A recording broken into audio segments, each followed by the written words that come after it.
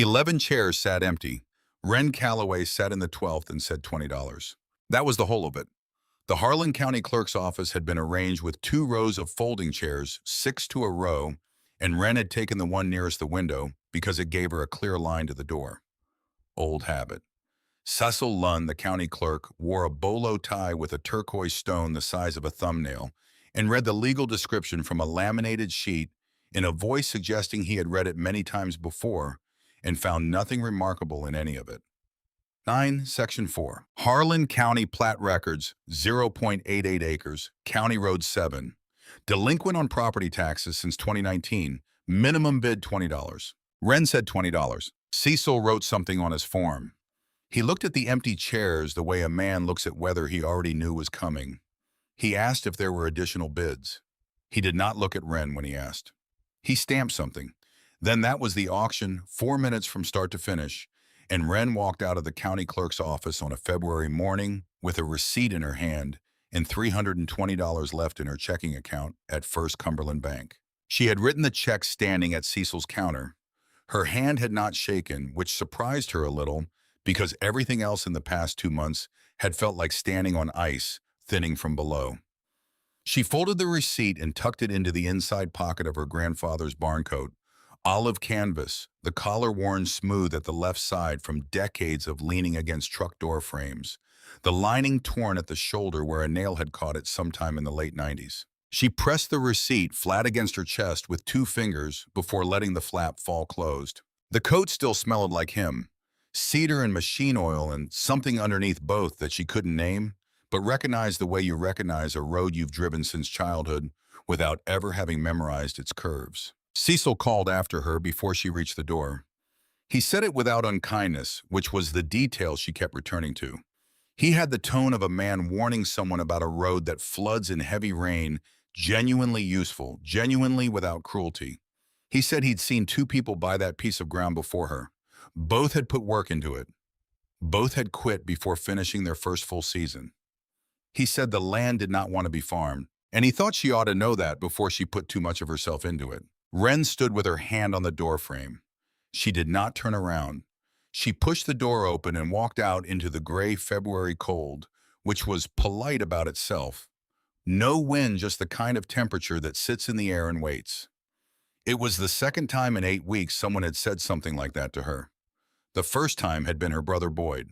Boyd had laid it out in their grandfather's kitchen on a morning in December, when the linoleum was cold and the coat hooks by the back doors still held the same coats they always had. He leaned against the counter with his coffee and spoke the way a man speaks when he's already rehearsed the conversation 3 times and decided where it ends. The farm, all 114 acres of Callaway land, the equipment, the outbuildings, the cattle. The mineral rights had gone to him and their brother Merle by the terms of the will. That was just the fact of it, Boyd said. They were going to run it together. If Ren wanted to stay on and help with the chickens and the garden and some of the lighter field work, there would be a room for her and a small monthly allowance, and everyone would get along fine. He used the word help 3 times in 2 sentences. Ren counted. She asked what the allowance would be. Boyd said $200 a month. He said it the way a person says something they expect accepted without discussion, not cruel, just final, the way closing a gate is final. Merle sat at the kitchen table through all of it and did not look at her. Not once. He turned his coffee cup on the oilcloth in a slow half circle and kept his eyes on the middle distance, and something in the deliberateness of that not looking felt heavier than anything Boyd had said. That was the part she kept turning over. Not what Boyd said, what Merle did not say. Because she knew something that had not come up in that kitchen. 2 weeks before their grandfather died, he had called her at work. She'd been stacking feed bags in the co-op storeroom and had answered with dirty gloves. He'd told her he'd been thinking, and he wanted to make sure she was taken care of, not helped. He'd been specific about the word taken care of. He said he'd already made some arrangements, then said he was tired and would call again when he had more energy. He never did. He was dead before the week was out. She hadn't known what arrangements he meant. She still didn't know for certain. What she knew was that Merle had been at the house on the morning their grandfather called his attorney, 3 weeks before he died, because Merle had mentioned it himself without realizing what he was saying. Mentioned it in passing, the way you mention weather, the way you say it was raining Thursday, and then the conversation moves on. Wren had assembled it later. The phone call, the attorney, the arrangements that were never completed. Merle had been there, and Merle had sat at the table and not looked at her, his cup turning in that slow, deliberate circle. When she reached for the barn coat from the third hook, Merle finally spoke. He said that was grandfather's. Wren said she knew. She said that was why she was taking it. She walked out without looking back at either of them. 4 days later, she left with the Dakota, a 2003 dark green, 211,000 miles on the original engine named specifically in a separate clause of the will and hers, outright along with a duffel bag. Her notebooks, the cast iron skillet her grandmother had used until her hands got too stiff to lift it. She did not make a scene. She did not say anything that would need to be unsaid later. For 2 months, she rented a room on Miners Creek Road from a woman who asked no questions and expected her $60 every Monday morning. The insurance bequest from her grandfather, $820, went out steadily with nothing coming in. By the 14th of February, it had become $340, and she had just spent 20 of it on 0.88 acres that nobody else had wanted. She drove to County Road 7 directly from the clerk's office. The road runs north out of Harlan for about 3 miles before the county stops maintaining it with any particular attention. Wren had driven it her whole life without noticing what was on either side. It was just the road between town and the farm, the road she'd ridden as a child with her face against the cold glass, watching the ridge come and go in the early gray mornings. She'd had no reason to look at the scrubby fields. She'd had no reason to look at Lot 9. She pulled the Dakota off the shoulder and cut the engine. The cedar brake along the northern edge of the property was visible from the road, a dark line of trees against the white February sky. She sat with her hands in her lap for a moment, looking at what the county record now said belonged to her. Then she got out. The first thing she noticed was the quiet. The cedar brake cut the road noise almost immediately, and inside that quiet, the land had its own small sounds. A sparrow moving through dry brush, the tick of cedar branches touching each other, her own boots on frozen ground.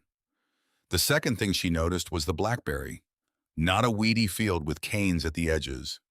The interior of those 0.88 acres was a wall blackberry 4 feet high in most places, dense enough that you couldn't see where the ground went underneath, whether it was flat or broken or what lived below the surface. The canes were dormant in February, brown and dry, and completely honest about their density. She walked the perimeter first. The edges near the road and along the fence lines had been kept low enough by the county mowing crew to show the boundary barely. The fence itself was cedar post original to something much older. Most of it down not recently either. The post had been graying for years. The barbed wire had gone slack and returned partly to the soil woven through with blackberry root systems, as though the land had quietly decided to absorb it. She made notes as she walked. Corner post still standing northeast. 3 rails of old fence on the western edge intact. In the southeast corner, a break in the blackberry canopy where something a tree long since gone or a section of heavier soil had kept the canes lower. Through that gap, she could see actual ground. Dark ground. Darker than the soil along the road, darker than she'd expected from a field sitting untouched for decades. She wrote dark corner northeast. Then she kept walking. The western edge was where she stopped. A depression maybe 8 feet across, maybe 12. Subtle enough that she almost stepped into it rather than seeing it. The blackberry grew right to its rim, then stopped, which was a signal she didn't yet know how to read. The depression held a little standing water from the last rain at its lowest point, maybe 18 inches down. She stood at the edge and looked down. She wrote low spot, west edge drainage or something else. She didn't know yet. She was back at the truck when she heard the fence wire shift. Not a break, just the sound a post makes when someone leans against it with weight. She turned. A woman stood at the property line on the other side of what remained of a 3-strand wire fence, the fence separating Wren's lot from the parcel to the north. She was older, perhaps 70, perhaps past it, wearing a brown canvas coat, holding a green thermos in one hand. She wasn't looking at Wren with concern or curiosity. She was looking at the land. Wren walked toward her. The woman waited. She held out the thermos. "You look cold." Wren was. She took it. The coffee was black and very hot, and she handed it back after 2 swallows. The woman poured herself a capful, and they stood on either side of that fence without saying much for a moment. A crow crossed the field west to east. They both watched it go. Then the woman said without being asked that Ida Marsh used to grow the best pole beans in this county off that little piece. Wren didn't say anything. She waited. Ida had planted them along the eastern edge, the woman said. Had a trellis system she built herself, cedar posts and baling wire. You couldn't buy beans like that at any market. People used to ask where she got her seed. The woman took a sip from the thermos cap. Ida would just smile. Wren asked how long ago. The woman thought about it. Last time she remembered seeing Ida's garden running full was maybe 1971, 1972. Ida had slowed down after that. Her knees. She passed in 1987. The property had been sitting since 36 years of blackberry cane and cedar scrub, accumulating on top of whatever Ida Marsh had built. The woman said her name was Vera Cutler. She'd lived on the parcel to the north for 43 years since she married. She'd known Ida toward the end of Ida's gardening years. They used to trade seeds across the same fence line. Wren told her what she was thinking about doing with the lot. Vera nodded once, the nod of someone confirming an estimate already made. She didn't say good luck. She didn't say it was a lot of work for one person. I have a broad fork you can borrow, Vera said. Ida's soil doesn't want a tiller. It wants to be open, not broken. You'll know the difference when you feel it. Wren said she'd take her up on that. Vera picked up the thermos, turned toward her property, said over her shoulder, "Come by Tuesday." Wren wrote that down. Then Vera stopped and turned back part way, not fully the way you turn when you remember something you almost didn't say. She said Ida had told her something once back in the late 1960s. Ida had said she was setting something aside on that land. Not for her children wanted to sell. She was setting it aside for whoever came after, who understood what the land needed, not what they wanted the land to give them. Vera didn't explain further. She walked back toward her house. Wren stood at the fence for a while after she was gone, looking at the dark cedar break along the northern edge, the dormant blackberry standing in every direction, the depression at the western edge where the water had collected. Ida Marsh had been dead for 36 years. Her garden had been buried just as long.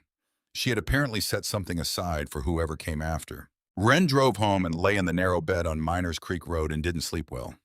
She reached for her notebook in the dark and wrote without turning on the lamp. Ida Marsh, 1951 to 1971. Set something aside. Northeast corner, dark soil, low spot, west edge, what is underneath it. Then she wrote the date and put the notebook away. She went by Tuesday. Vera handed the broad fork over the fence post without ceremony. 2 tines worn wooden handles, the steel darkened from decades of use. Wren carried it to the lot, set it against the Dakota's tailgate. Stood there a minute looking at what she'd bought. The blackberry in every direction. The cedar scrub from the north. The fence that was down would need to come up before anything else could happen. It was just past the middle of February. She had $320 left. 3 days after the auction, before she'd even picked up Vera's broad fork, a truck she didn't recognize had pulled to the shoulder on County Road 7 while she was measuring the fence line with her eye. Late model pickup, dark gray, clean in a way that suggested it was cleaned regularly rather than just washed when it got dirty. The man who got out was maybe 57, flannel shirt, too clean for a man who worked in one, with the manner of someone accustomed to arriving at a place and having it go the way he expected. He looked at her, he looked at the land. He walked toward the fence with the easy pace of someone who already knows the answer before the question is asked. He introduced himself as Harlan Doss. He owned 3 parcels adjacent to this lot and had been trying to acquire this piece for several years, but the county had never scheduled the tax sale at the right time. He'd heard someone finally bought it and had come by to introduce himself. Then he made an offer. $400. 20 times what she'd paid 3 days earlier. He said it the way a person says something they expect to be accepted, reasonable, generous, apparently final. Wren asked him what he wanted the land for. He smiled not warmly and said he didn't generally explain his business plans to the person on the other side of a transaction. She said she wasn't interested in selling. He nodded once as if he'd anticipated this. The offer was there if she changed her mind, he said. He hoped she understood that a piece of ground this size without road infrastructure or utilities wasn't well positioned for anything serious. He wanted to make sure she'd thought it through. She said she had. He got back in his truck. Before pulling the door closed, "Offers like that don't stay open forever." Then he was gone. Wren stood on the frozen ground watching the truck until it disappeared around the bend. She took out her notebook and wrote, "Harlan, Doss wants this land. 3 adjacent parcels already. Why does he need this specific piece when he already has 3 others bordering it?" That question sat in her chest for the rest of the afternoon. She didn't have an answer. The question itself felt important in a way she couldn't yet name. The brush mower arrived on a Thursday in early March, loaded into the bed of a neighbor's truck by the man she'd bought it from off a listing site. $85 cash, and he threw in a spare belt without being asked. It started on the 3rd pull. She ran it for 6 hours the first day, back and forth across the eastern third of the lot, stopping every 20 minutes to clear wrapped cane from the blade housing with a stick. The blackberry came out in mats. The cedar scrub was younger than it looked, root system shallow enough that the broad fork could lever them free after the mower knocked them flat. She worked from first light until she couldn't trust her footing in the dark. She didn't count the hours. She counted the rows. By the 2nd week, she'd reached the center of the lot. By the 3rd week, she'd pushed into the northwest corner where the cedar was thickest, and the ground fell away in a way she hadn't noticed from the road. The slope was subtle, maybe 8 inches across 15 feet, but consistent, and the soil there was darker than anywhere else she'd turned. Dense, almost black, the kind of color you don't see in Harlan County without doing something to earn it. She was clearing the last of a cedar cluster when the mower's front wheel dropped. Not much 4 or 5 inches, but the frame tilted. She cut the engine, knelt down, pulled back a curtain of cane root with her hands, and found the edge of something. A timber rotted almost to fiber, running parallel to the ground at a slight angle downward. She cleared it by hand after that. An hour with the mattock, then 30 minutes pulling root with gloves. What came out of the ground was not what she'd expected. A depression roughly 8 feet by 5, its perimeter lined with stacked fieldstone, hand-selected, hand-placed, the kind of work that takes a full day and does not announce itself. The timber had been a door frame. The door itself had collapsed inward and rotted nearly flat, its planks pressed into the soil like an impression in clay. A root cellar, hand-dug, hand-lined, built before anyone in her family was born. The smell that came up from it was cold and mineral, and still the way a place smells when nothing has breathed inside it for a very long time. She climbed down carefully, testing each stone with her boot before trusting it with her weight. The stones held. They had been holding for a long time already. That was when she saw the box. Olive drab military issue, roughly the size of a shoebox, but heavier when she lifted it. The latch was a swing bale over a steel loop. The rubber gasket seal had held through decades of underground cold and moisture. She could feel it resist when she worked the latch free. A faint exhale when it finally gave. Something sealed long enough to build a pressure difference between inside and outside. Inside was dry. Everything inside was dry. She didn't open it further. Not there, kneeling on stones set by someone else's hands in a year she couldn't name. She carried the box up, set it in the truck bed, drove directly to Vera's. It was past 4. The light was going amber and flat. Vera opened the door before Wren finished knocking, put water on for coffee without asking what was wanted. Wren set the box on Vera's kitchen table, yellow oilcloth worn white at the corners, and opened it under the overhead light. A folded canvas pouch. Inside, a small hand-forged trowel, its handle worn smooth from use, initials scratched into the metal near the base. I.M. Below the pouch, a notebook composition-style cover, water-stained but intact. Beneath the notebook, a small paper envelope folded flat, the kind seed companies once sold singles in decades ago, before everything came in plastic. Vera sat across the table. She reached out and touched the cover of the notebook before Wren opened it.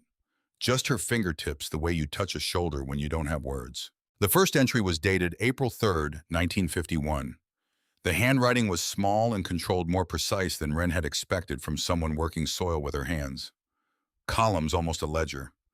Data description of what was amended and where what came up, what didn't. Ida Marsh had kept records the way a scientist keeps records, careful, consistent, without sentiment, but not without care. 20 years of them, entry by entry, through 1971. On page 41, midway through the 1959 entries, a single notation had been underlined twice. The dark corner never fails. Deep black to 18 inches at minimum. Always first to drain, never holds water. Below it, a rough pencil sketch, a rectangle divided into quadrants, the marked corner in the northeast. The same corner Wren had noted on her first walk. The same corner where the soil was darker than it had any reason to be. Vera said that sounded exactly right. She said Ida used to call that corner her insurance. Wren picked up the seed envelope. The writing on the outside was penciled, faded near to nothing. Vera took it, held it under the kitchen light, read it without her glasses, which Wren noticed but didn't mention. Vera set it down carefully and said they were zinnias. She said Ida had spent years on them, selecting seed every fall, working toward a specific color and stem length through patience and the kind of attention most people don't have anymore. She had never sold the variety or shared it outside this land. The envelope was still full.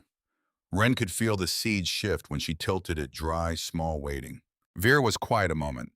Then she said something she hadn't said before. She said that in all the years she'd known Ida Marsh, there was one thing Ida had told her only once, and Vera hadn't thought about it in a long time until right now. Ida had said the notebook and the seeds were not for her children. Her children had their own ideas about what the land was worth, and those ideas had a dollar amount attached to them. Ida was leaving what she'd built for whoever came after, who understood what the ground needed, not what they wanted from it. Vera looked at Wren across the yellow oilcloth. She said Ida had been waiting 52 years. Wren sat with that. An old woman recording 20 years of her work the same years Harlan County was sending men overseas, and farms all across the ridge were running short on hands. Women managing land alone because the alternative was losing it, sealing that record in a military surplus box, placing it in a hand-dug cellar under decades of blackberry cane, trusting that eventually someone would find it who deserved to. The ground doesn't forget what you put into it. Wren thought that, but didn't say it. She thought it the way you think something that has just become true rather than something you already knew. She drove home and sat in the room on Miners Creek Road for a long time without turning on the lamp.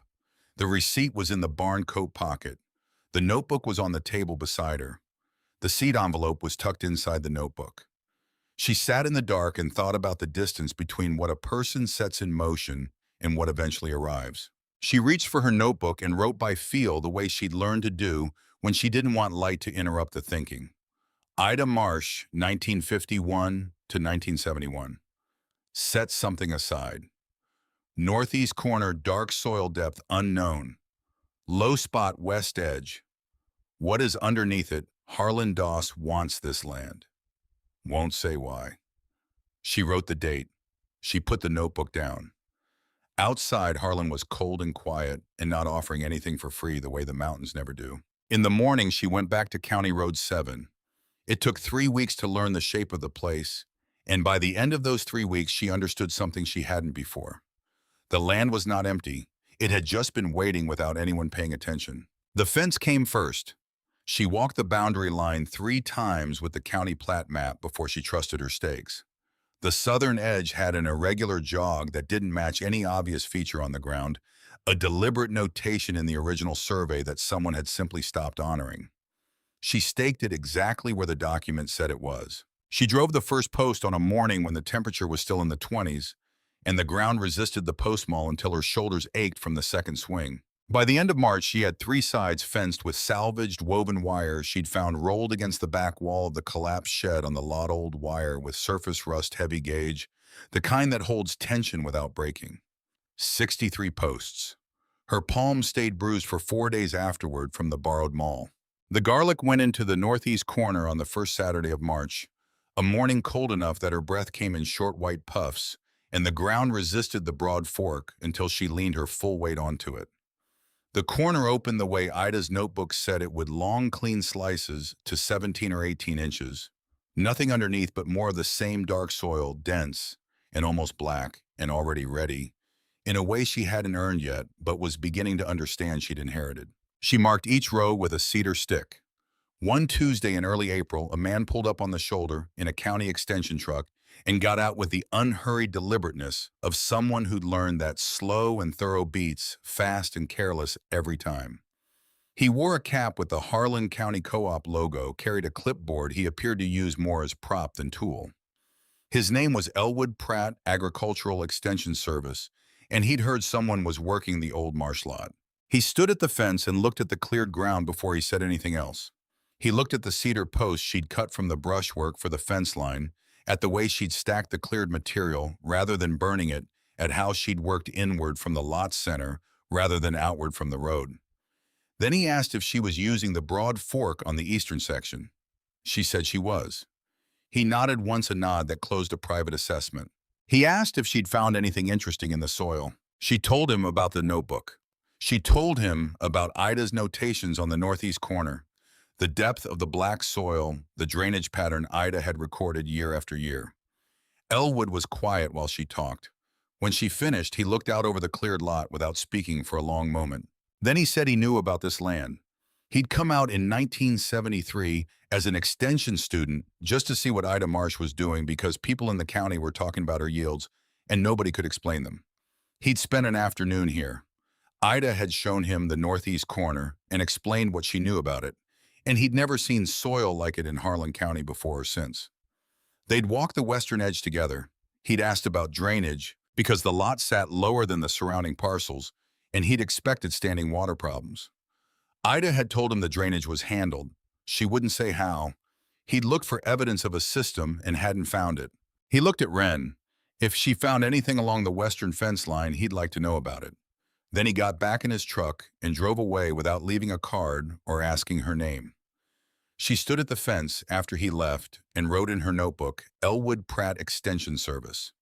Came here in 1973. Looked for the drainage system. Could not find it. Ida wouldn't tell him where. Below that she wrote, I will find it. The hens arrived in early April, 6 buff Orpingtons, $8 each from a farm down in Cumberland. She drove 40 minutes each way on Route 119 and came back with a cardboard box that shifted and complained the whole trip home.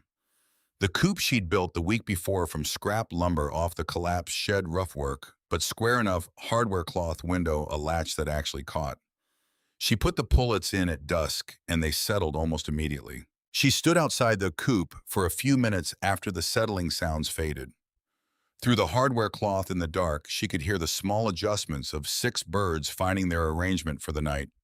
It was the first time since December that something depended on her, not in the way of a debt or an obligation, but in the clean way of a living thing that needs the morning answered. She stood there longer than she needed to. Then she went inside. That night, she wrote out every number from the previous 6 weeks. The garlic seed, $32. Wire Staples Gate hardware, $19. The mower, $85. The pullets, $48. Her balance at First Cumberland Bank was $44. She wrote that number down. She looked at it for a moment. Then she wrote the date beside it and closed the notebook. $44. $320 when she'd walked out of the auction. The land had cost her more than she'd paid for it, which was the whole point of land. It wasn't the price, it was the asking. She put her notebook on the table beside Ida Marsh's notebook. They sat there together in the lamplight, one worn and water-stained, one barely broken in. 2 women's accounts of the same piece of ground separated by 70 years, written in the same county, on the same road, in the same habit of noticing what most people drove past without looking.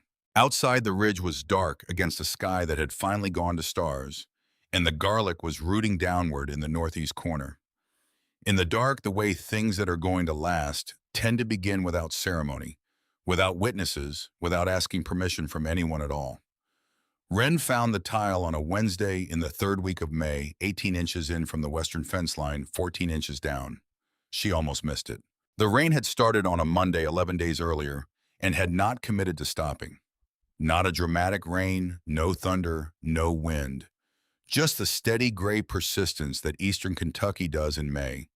The kind that doesn't announce itself as a problem until you're standing in a field watching tomato plants lean southwest in unison, understanding that the soil beneath them has gone soft in a way that has nothing to do with surface water. The clay was holding. The clay along the western edge was always holding, pressing moisture upward rather than releasing it, and the tomatoes Wren had staked in that section were telling her so in the only language plants have. The northeast corner was untouched.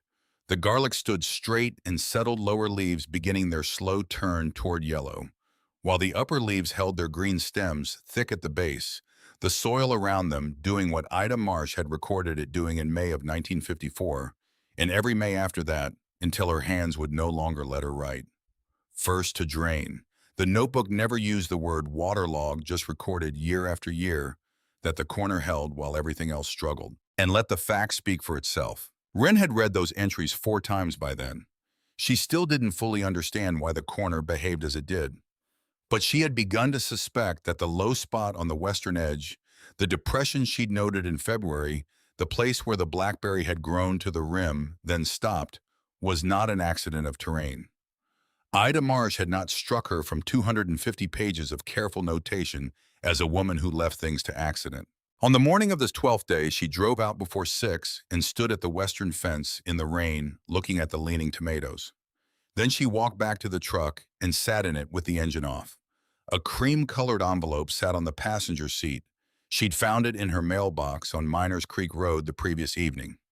No return address, Harlan Doss's name printed at the bottom of the handwritten note inside. It reiterated his $400 offer and added, in language careful without being specific, that he hoped she'd had a chance to consider her position more carefully now that the season was presenting its challenges. She picked up the note and read it again. $400 against $44 in the bank, against a balance that had moved only downward since February, slowly but without interruption, against 6 hens that needed feeding and garlic that wouldn't be ready until July, and tomatoes listing in the rain, against $60 a week on Miners Creek Road, and a truck with 211,000 miles on an engine starting to keep secrets. She held the note for a moment. The rain came down on the windshield in the particular way rain comes down when there is no wind to give it direction straight, even without urgency. Then she put the note in the glove box and drove to Vera's. Vera opened the door before Wren finished knocking. She put coffee on without asking. They sat at the yellow oilcloth table and Wren didn't explain why she was there because she wasn't sure she knew. After a moment, Vera went to the shelf by the window, came back with Ida's notebook. She set it open to the entries for May of 1954 and tapped the page once with one finger, then sat back down. Wren read it. 11 days of rain. Beans on the western edge lost most of them gone soft in the standing water. Then the next entry, same week, northeast corner untouched. Ground held. First to drain. The same corner. Written by a woman who had sat with exactly this problem 70 years earlier and had kept going. Vera didn't say anything. Wren drank her coffee. She thanked her and went back to the lot in the rain and spent the afternoon restaking the tomatoes, mounding soil around the base of each one, covering the western row with tarp material.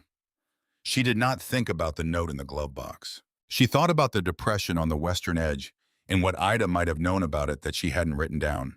The next morning, she drove to the county co-op on Pine Mountain Street and spent $11 on a length of half-inch rebar, had the man behind the counter cut and grind one end to a rough point.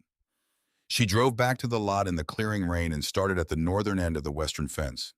She pushed the rebar into the ground every 2 feet straight down, listening. Mostly it hit soft soil, then clay, then the resistance that meant she was approaching bedrock depth.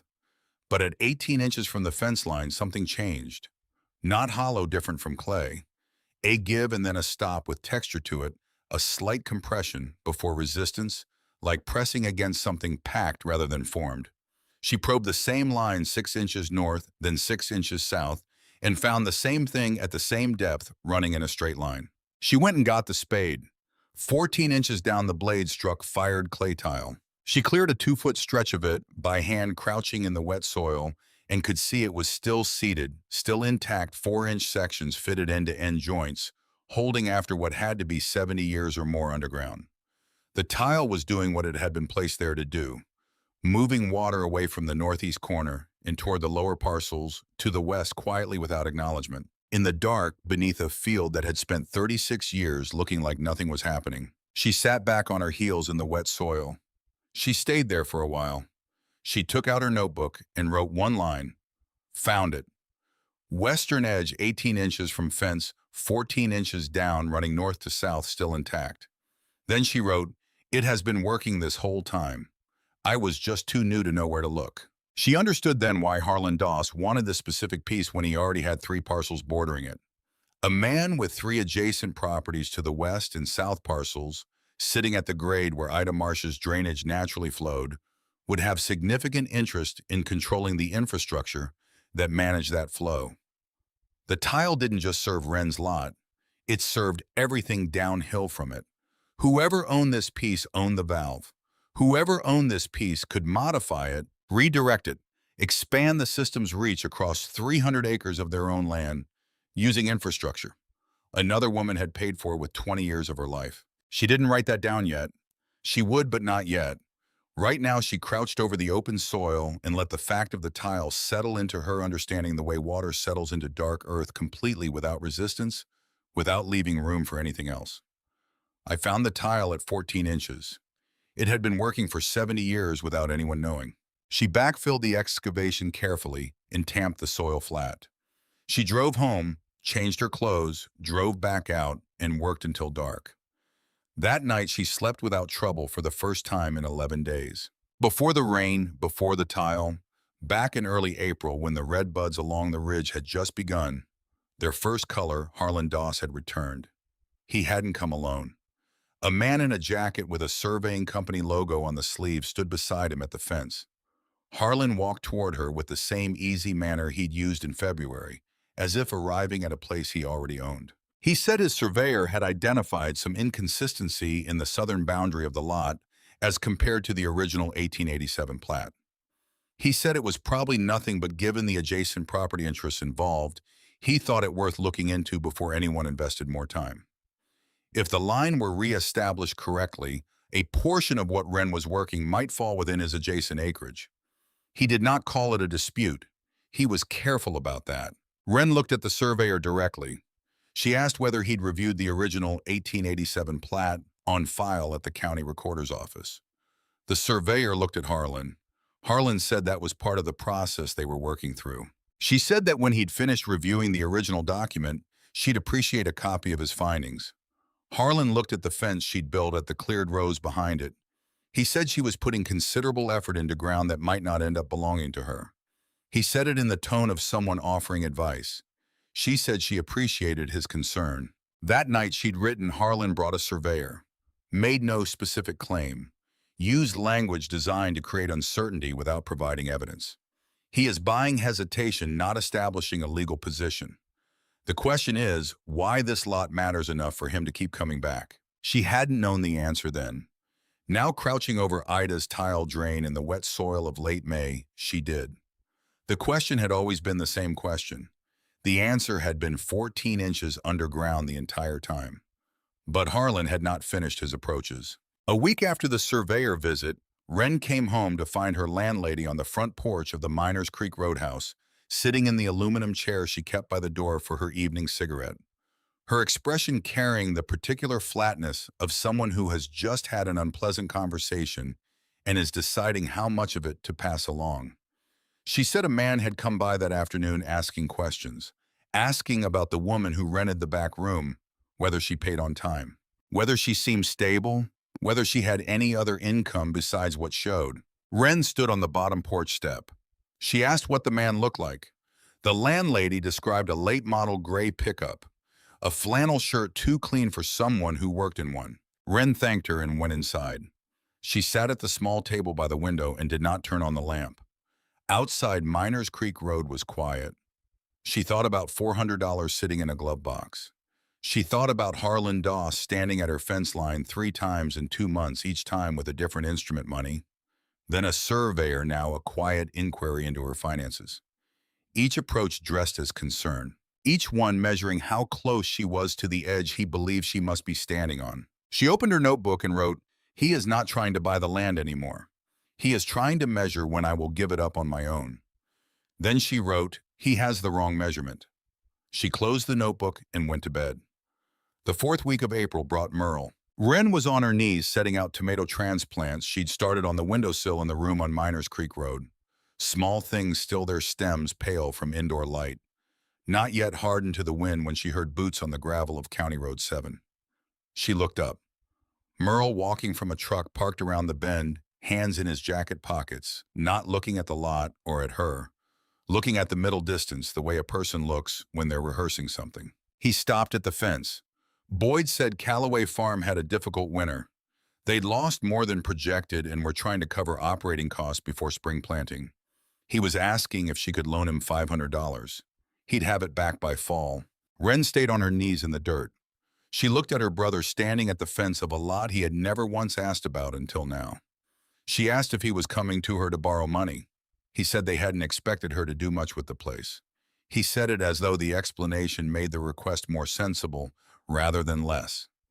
She told him she had $44 in her account at First Cumberland. Merle looked at the transplants. He looked at the fence line, the cleared rows of garlic stretching toward the northeast corner, the cedar posts she'd cut and driven herself. He was quiet. Then he said he was sorry to have bothered her. Something in the way he said it was different from the way Boyd said things, less certain, less finished. But he put his hands back in his pockets and walked back to his truck without anything more. And Wren went back to pressing each transplant into the ground and firming the soil around it with both hands. She didn't hear Vera come to the fence. When she looked up, Vera was already there at the property line with a small cloth bag in her hand. She had watched the whole exchange from her porch without moving from her chair. When Merle's truck disappeared around the bend, she walked out without comment and passed the bag over the fence post. Inside dried pole bean seeds, Vera's own selection from the previous season, kept in a paper envelope labeled in her handwriting. She didn't explain the timing. She didn't need to. Wren took the bag, Vera went back to her porch, and they both understood that there is a kind of support that moves quietly and does not ask to be noticed. Wren planted the beans that afternoon, running them along the eastern fence, the way Ida's notebook said Ida had run hers in 1952, cedar stakes, baling wire, a trellis, built from what the land itself had provided. She worked until the light changed, then stood at the eastern edge and looked back across the lot. The garlic in the northeast corner was already a full hand's width taller than the garlic in the center rows. Leaves deeper green, stems thicker at the base. Ida had recorded this pattern without explaining it, without theorizing, without speculating. She'd just written what happened year after year with the same notation. Never fails. Boyd came in the last week of June on a Thursday afternoon when the tomato plants had reached past Wren's knee and the lot had begun to look from the road like something deliberate. She heard the gray Ram with the Callaway farm sign on the door slow on the county road and did not let herself stop working. She kept pulling purslane from between the bean rows until he pulled to the shoulder and left the engine running. He leaned out the window and looked at the lot with the expression of someone surprised against their own expectations. He looked at the fence, the tomato cages, the 6 buff Orpingtons working the far corner in their slow, focused way. Then he looked at her. He said it looked like a lot of work for a small piece of ground. She said it was. He said he and Merle had been talking, and if she was interested in getting out from under it, they could probably work something out, fold it into the farm boundary, give her something fair for what she'd put in. He wasn't trying to be funny about it. He was trying to be practical. He meant it. That was the thing about Boyd. He almost always meant exactly what he said. That did not make him right. She told him she wasn't looking to sell. He nodded as if he'd expected that answer, but felt obligated to make the offer. He looked at the field once more and said she'd done a decent job clearing it. Then he asked if she needed anything. She said no. He put the truck in gear and pulled out onto the road. From her porch across the fence line, Vera watched the whole exchange without moving from her chair. When Boyd's truck disappeared around the bend, she took a long sip from her glass and set it down on the porch rail. She didn't say anything. Wren didn't say anything either. Some things carry their own commentary and don't need more. The garlic came out of the ground in mid-July. Wren had been watching it since the scapes went up in June, waiting for the right signs, lower leaves yellowing, upper leaves holding their green scapes beginning to straighten after their initial curl. Ida's notebook had an entry from July of 1957 that described the timing better than any modern guide. When half the leaves have gone to yellow and the stalk still stands, dig one plant and look at the wrapper. If the wrapper holds together, it is time. Wren dug one plant from the northeast corner on a Thursday morning. The wrapper held. The cloves inside were firm and well-formed, each one distinct in its paper skin. She spent 2 days harvesting, pulling each plant by hand, laying them in loose rows on the truck bed to cure in the sun. The northeast corner yielded heavier bulbs than the center, and western sections, the same pattern Ida had recorded without explaining. Wren weighed them on a scale she borrowed from Vera and wrote down each section separately. Northeast corner, average bulb weight 14.3 ounces. Center rows 11.8. Western edge 9.2. The numbers meant something she was only beginning to understand about soil and time, and what 20 years of deliberate attention can build in ground that most people drive past without looking. Vera came to the fence on the second day and looked at the rows of curing garlic across the truck bed. She said Ida used to braid hers for storage. She said Ida had learned the braiding from her own grandmother and done it the same way for 40 years, and that the braids had hung in the root cellar where Wren found the box. She asked if Wren wanted to learn it. Vera came through this gate that afternoon with her own cured garlic from the kitchen and showed Wren the starting position, the first cross, the rhythm of it. She corrected Wren's hands twice without speaking, just placed her fingers where they needed to be, then stepped back and let her continue. It took Wren an hour to get the tension right. Vera's braid was done in 20 minutes tight, and even the kind that would hang for a year without loosening. They worked side by side at the tailgate in the early afternoon light and didn't talk much. At some point, Vera began humming something low and formless. Not a song exactly, just a sound that meant she was comfortable. The light came through the cedar break along the north edge and moved across the curing garlic in long, slow patterns. For a moment, the lot felt less like something Wren was fighting to hold and more like somewhere she already lived. She noticed the moment. She didn't name it. Some things are better for not being named. Elwood Pratt came back on a Saturday in late May, 3 days after she'd found the tile. She hadn't called him, had no way to reach him, even if she'd wanted to. He simply pulled up on the shoulder of County Road 7 in the late morning, as if he'd been thinking about coming for some time and had finally decided to. He got out and stood at the fence. Wren walked over and told him. He didn't respond immediately. He looked at the western edge of the lot at the stretch of ground she'd probed and then opened. She'd backfilled the test excavation, but the disturbed soil was still visible. He studied it the way a man studies something he's been looking at in his memory for 50 years and is finally seeing with his actual eyes. He asked how deep. She said 14 inches, 4-inch fired clay tile still seated. He nodded slowly. He said he'd probed that ground himself in 1973, pushed a steel rod down every 18 inches across the entire western edge, and hadn't found it. He asked how close to the fence line she'd gone. She said 18 inches in. He was quiet for a moment. Then he said he'd started his probing at 2 feet from the fence. He'd missed it by 6 inches. He looked out over the lot, the cleared rows, the fence posts she'd cut and driven the northeast corner, where the garlic had stood tallest all season. Then he looked at her and said something she hadn't expected. He said Ida Marsh had been the finest farmer he'd ever studied in 30 years of extension work, and that he'd spent a long time wondering whether what she'd built on this ground would ever be found and understood, or whether it would simply rot away unknown under the blackberry cane. He said he was glad she'd come to the auction. Then he said he would be at the county agricultural showcase in October and would look for her there. He got back in his truck and drove away without further ceremony, which was the way Elwood Pratt seemed to do most things. Wren stood at the western edge of the lot after he left. 14 inches below her boots, the tile was doing its work.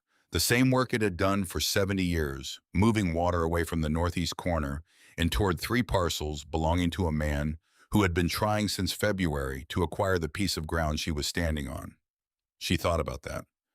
Then she thought about the water rights filing Elwood had mentioned in passing, a filing from 1952 with Ida's name on it, that he said he'd pulled before October. She thought about Harlan Doss standing in her landlady's doorway asking questions. She went back to work. By the end of September, the column in her notebook read $614. That covered the brush mower, the seed garlic, the fencing materials, the pullets, and their feed, the market registration fee, a roll of hardware cloth for the coop in June.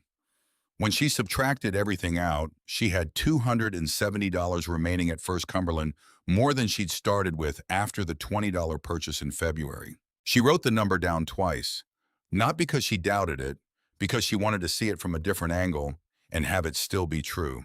The zinnias came up in the cutting row in early September, later than any seed packet timing would suggest.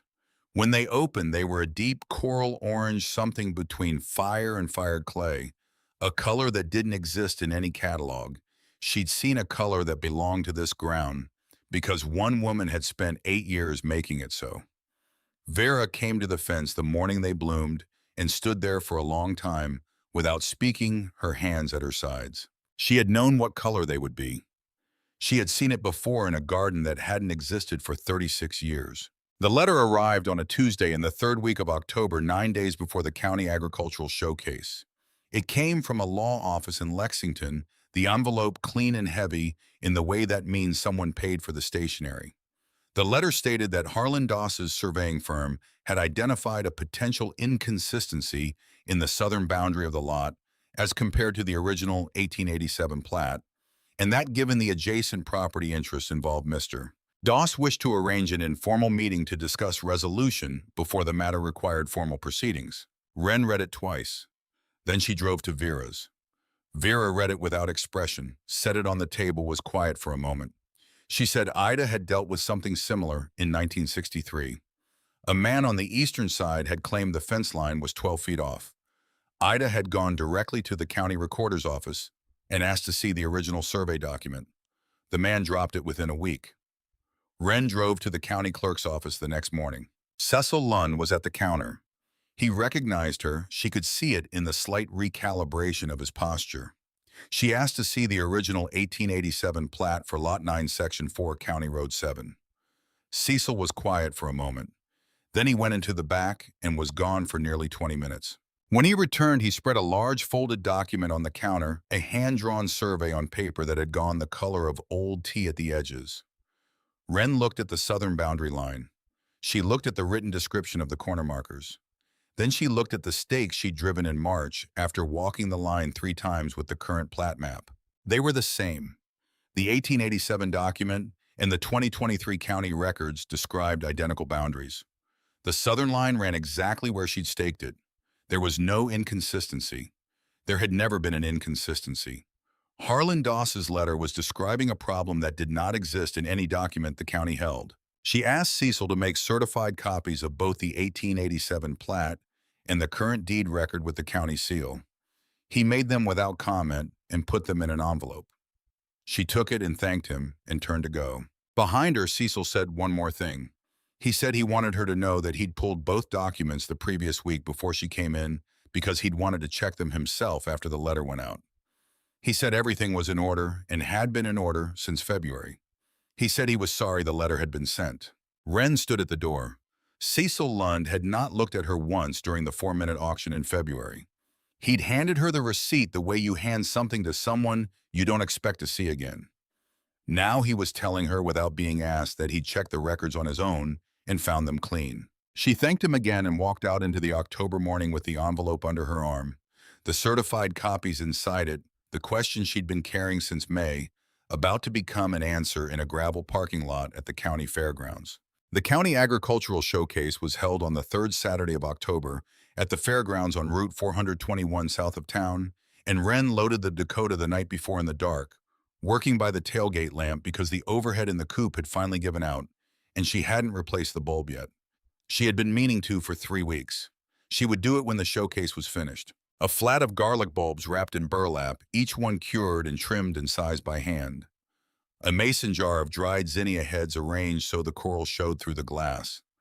A 2-page handwritten production summary copied onto clean paper the previous evening. Acreage soil amendments yield by row gross receipts expenses net. She'd written the numbers without pride and without apology, the way Ida Marsh had written her columns, because the numbers were what had happened, and what had happened was enough. She put Ida's notebook in her jacket pocket without deciding to. It had lived there most of the fall, the same way some people carry a stone worn smooth by handling reaching for it, without thinking, setting a hand against it in passing. The cover had softened at the corners from the months of contact. The drive-in was cold, the heater working at about 60% of its original capacity, which was enough.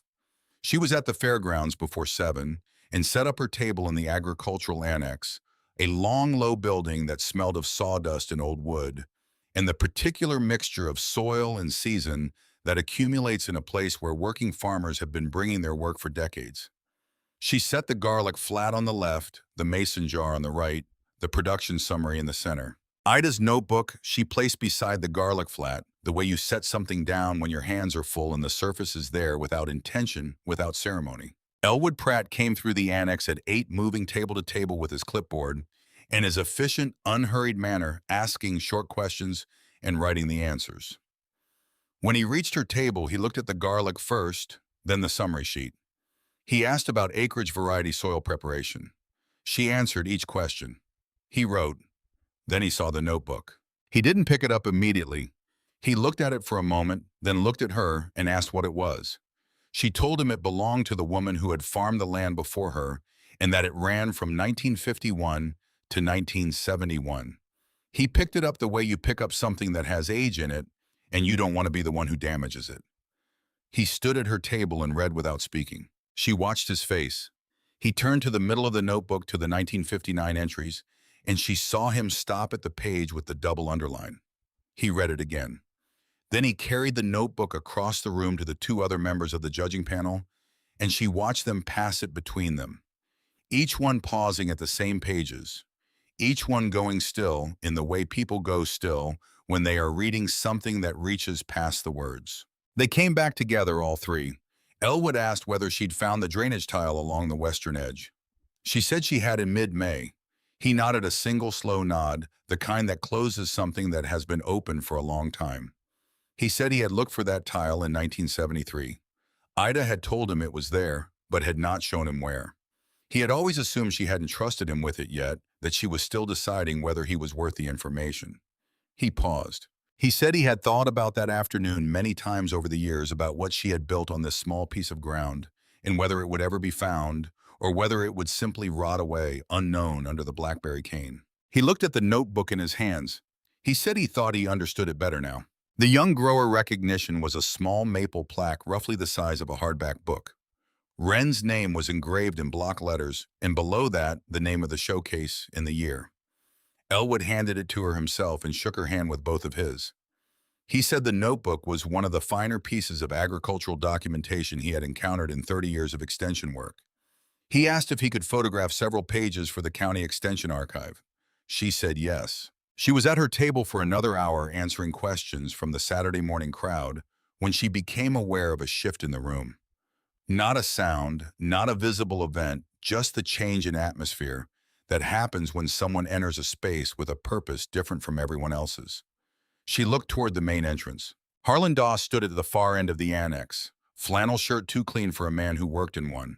He moved along the outer edge of the room without stopping at any table, looking at the displays with the expression of someone conducting a survey rather than attending a celebration. When he reached her section, he stopped. He looked at the garlic flat. He looked at the mason jar with the coral zinnia heads. He looked at the production summary. Then he looked at the notebook in Elwood's hands across the room, still being passed among the judges. Something moved across his face that she couldn't name precisely, not regret, not defeat. Something closer to recognition.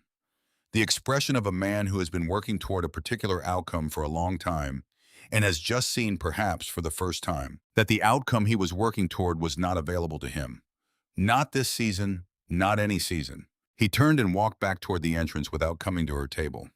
She watched him go, the plaque under her arm, the notebook in her jacket pocket. The morning crowd moved around her, conversations layering over each other in the low-ceiling room, and she stood at her table and let the morning be what it was. She was loading the truck in the parking lot when Harlan appeared. She hadn't seen him come out. He crossed the gravel toward her with his hands in his pockets, in no particular urgency, and waited until she'd set the garlic flat in the truck bed before he spoke. He said he wanted to clear something up. He said that in 2019 he'd paid the county for a parcel on County Road 7, had submitted all required paperwork, and had been told the deed would be processed. There had been an administrative error in the recorder's office, a misassignment of parcel codes, and as a result, the lot had been carried on the delinquent tax rolls under a different identifier. By the time the error surfaced, the lot had already been scheduled for auction. Technically, by the sequence of events, the lot should have transferred to him in 2019 and never should have been auctioned at all. He said this quietly, without the performance he'd used in February, without the friendliness he'd used in April. He was not pretending anymore.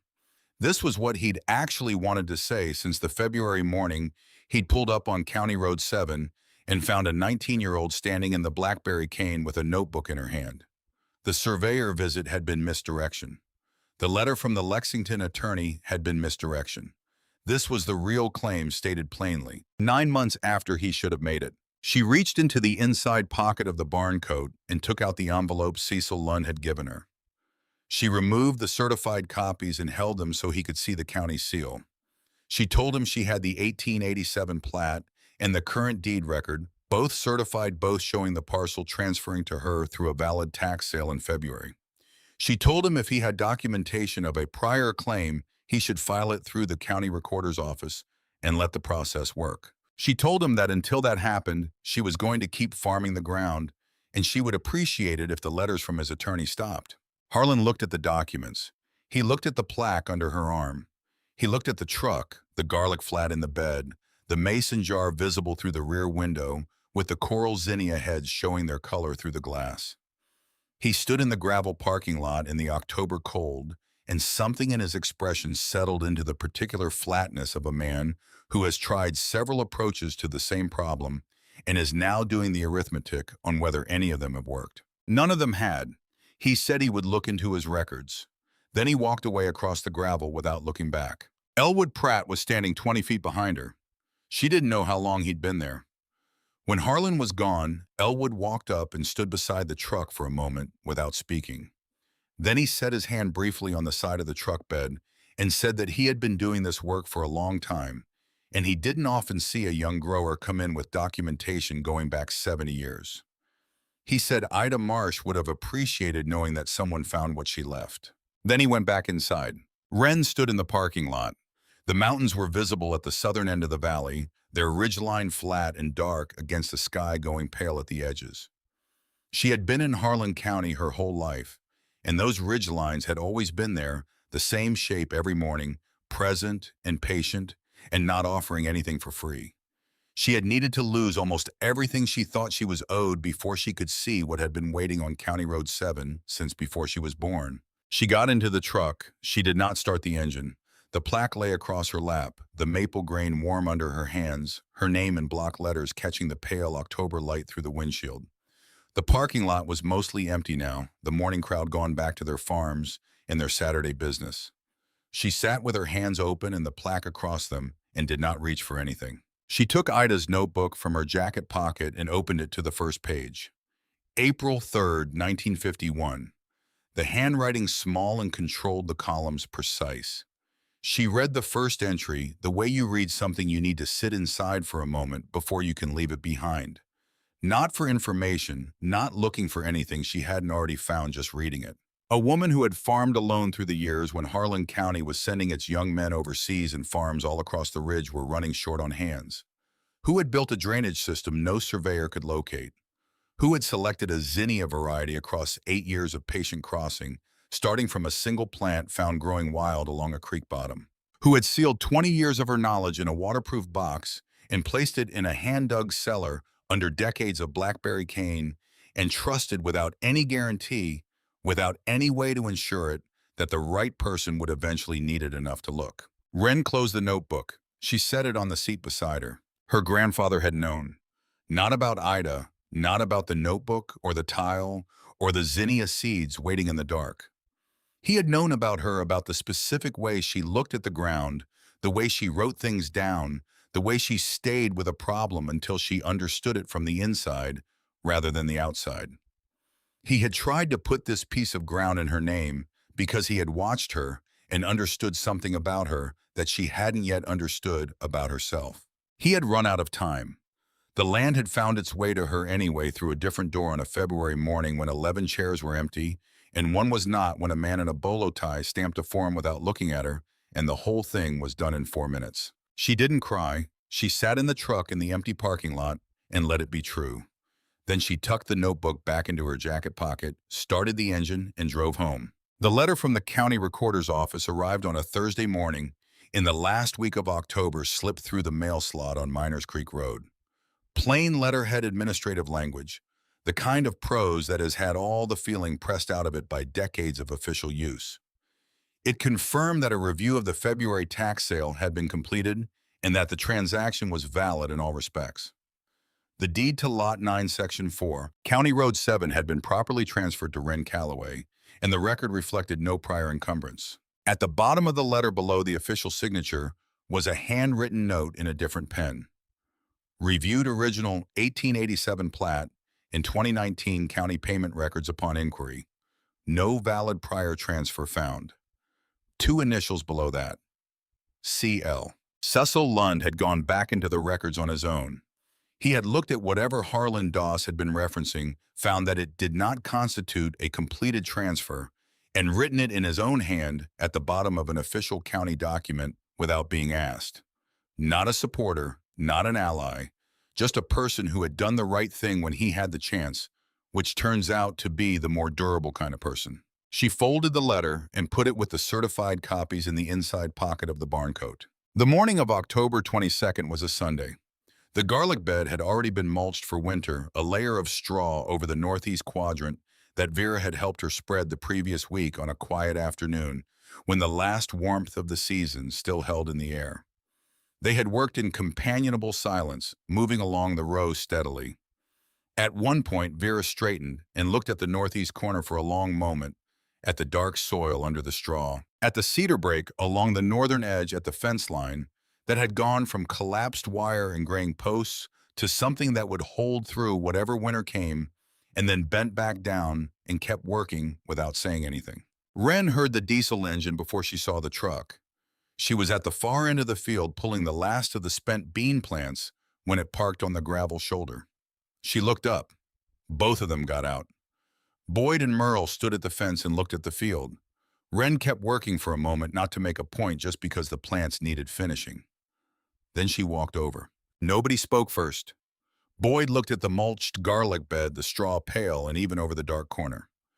Merle looked at the coop where the 6 buff Orpingtons moved through the morning light with the unhurried certainty of animals that have found their arrangement and know it. After a long moment, Boyd opened the gate and walked in. He went slowly down the center path between the beds. He didn't look at her. He walked to the northeast corner, the far end of the field where the soil was darkest and where the garlic had stood tallest all season, and bent down and pressed 2 fingers into the earth below the straw. He held them there for a second. Then he stood up and kept walking to the far end of the field. When he turned and walked back, he stopped at the gate. What he said was quiet enough that it belongs between them. Wren told him he was welcome to come back in the spring if he wanted to see it green. He nodded once, the nod of a man who has revised an estimate and is not yet sure what to do with the revision. Merle had stayed at the truck the whole time. When Boyd walked back out through the gate, Merle came forward. He stopped a few feet from her and looked at the field, then looked at her. He said he had something he'd been meaning to say. He said that 3 weeks before their grandfather died, he had been at the house when the old man called his attorney. He'd heard part of the conversation from the hallway. He hadn't meant to. He'd been coming in from the barn, and the kitchen door was open, and he heard his name, then Wren's name, then the words, County Road 7. He stopped on the porch steps and listened because the old man's voice had a particular quality that day, a deliberateness that meant he was saying something he had been thinking about for a long time. The old man had been trying to put something in writing, a specific piece of ground on County Road 7, separate from the farm in Wren's name alone. He told the attorney he'd been watching her for years, and he believed she was the one who would understand what to do with it. He'd run out of time before the paperwork was finished. Merle said he hadn't mentioned it in December because Boyd had already made the arrangements, and because he didn't know what good it would do to say something that couldn't be changed, and because it was easier to say nothing than to say something he didn't know how to finish. He reached into the cab of the truck and brought out a green thermos. The old one, olive-colored metal with a dent in the side from where it had fallen off a tractor in 2011, and their grandfather had declined to replace it because it still worked. He held it out to her. Wren had not taken it when she left in December. She hadn't thought to. She took it now with both hands, the metal cold from the truck cab, the dent familiar under her thumb. Merle put his hands back in his pockets. He looked at the field one more time, the mulched rows, the coop, the cedar posts she'd cut and driven herself, the mason jar on the tailgate, with the dried zinnia heads inside it, the coral colors showing through the glass in the morning light. Then both of them got back in the truck and drove out the way they'd come, slowly on the gravel, the engine sound fading around the bend and then gone. Wren stood at the fence for a while after they were gone. Across the property line, Vera was on her porch with her coffee, her hands wrapped around the cup, not looking toward the lot. She had been there since before they arrived. She didn't look over. She didn't need to. She was simply present the way she had been present through all of it, through the February cold and the March mud, in the 11 days of rain, in the August market, in the October letter without requiring anything in return for it. The field was quiet the way fields are quiet in late October. The growing season over. Everything drawn back into itself, waiting without urgency for what comes next. Wren looked at the thermos in her hands, the dented side, the olive paint-worn lighter where decades of handling had taken it down to metal. She remembered her grandfather filling it every morning before first light, setting it on the truck seat, driving the county road in the dark toward whatever the day required. He had done that for 40 years on this same road past this same lot without knowing what was underneath the blackberry cane. He had watched her watch him and had seen something she hadn't yet seen in herself. And he had tried to arrange things accordingly, and he had not gotten there in time, and the land had found its way to her anyway. She unscrewed the cap. The thermos was empty. It had been sitting in the truck cab for months. But the smell that came up from it was still there. Coffee faint, and underneath it something older. The same something the barn coat held. Cedar and machine oil, and the particular combination that meant she was still, in spite of everything that had happened in the past 11 months from somewhere. She screwed the cap back on. She walked to the northeast corner and crouched down and pressed 2 fingers into the soil below the straw, the way Boyd had done, the way Ida Marsh had done in 1951, and every season after that until her hands would no longer allow it. The earth was dark and cool and gave slightly under the pressure, not soft, not waterlogged. Ready. 14 inches below the tile was moving water in the dark, the same work it had done for 70 years, patient and without acknowledgement, doing what it had always done in the season when nothing visible is happening. Some things outlast you, not by luck, but because someone built them to. She stood up. She looked at the full length of the lot, the mulched rows, the coop, the fence line of cedar posts weathered to a gray that already matched the older posts along the county road as if they had always been there. The cedar break along the north edge dark and still. The mason jar on the tailgate catching the pale October light. The thermos in her hand. Then she walked to the gate, lifted the latch, swung it closed behind her, pressed it until she heard the catch click into place, and stood with her hand on the cold metal for a moment before she let it go.